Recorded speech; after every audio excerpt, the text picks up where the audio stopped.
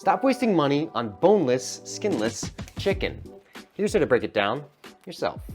Starting with the chicken on its back, if you pull the leg out a little bit, you can cut open the skin and see immediately where you need to cut first. For this first cut, you're gonna slice along the fat line of the hip joint. Then you can pop open the hip and with the very tip of your knife, just trim the little ligaments connecting the two bones. The only goal is to separate the two bones of the joint.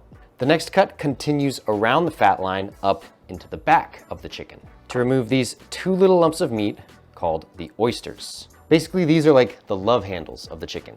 The cut you're trying to make is you're trying to slice right through the top where the oyster connects to the bone, and then you can just poke in a finger to release the rest of the oyster.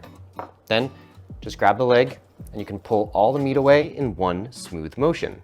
I know that was fast, but we're gonna do it all again on the other side. Chicken on the back, slice open the skin, slice along the fat line, trim between the joint, cut around and release the top of the oyster, then pull all the meat away. To separate the drum from the thigh, all you need to do is cut at the right place on the drum side of the fat line, because you are cutting between the two bones. If your knife hits something hard, then you just need to reposition to find the gap.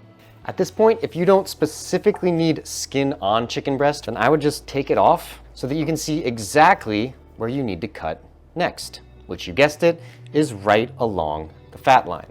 If you follow the fat line at the bottom of the breast, it will lead up to the shoulder that you can open up and trim the ligaments between the two bones, just like you did at the hip joint.